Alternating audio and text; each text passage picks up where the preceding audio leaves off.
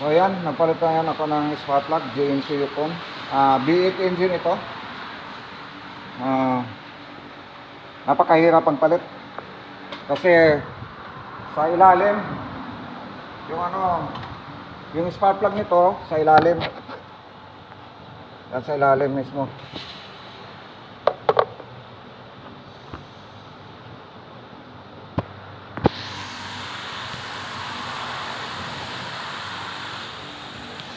Yan.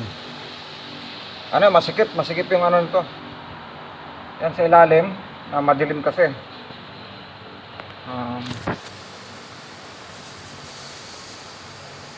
Ayun, nawaliwanag ko yan. So yung spark plug na yan, yung ituturo ko sa inyo, yan. Dito, yan sa loob. Yan. Yan.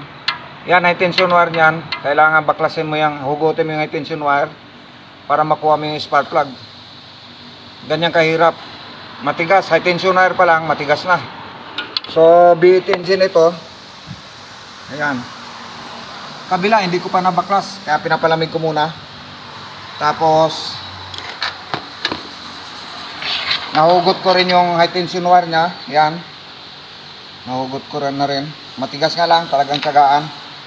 O, ganun talaga buhay mekaniko. Talagang, kung pag hindi ka matyaga, walang mangyayari. Yan. Ito yung spark plug niya. Yan, sunog na siya. GMC Yukon 2023 model. So, malayo na rin ang tinakbo nito. Kasi, alam niyo naman dito sa Saudi, kalimitan long drive. Tapos, ang spark plug na pinalit ko, puro original parts kasi pang ano, iba kasi pag yung original parts, ang lifespan matagal, masira.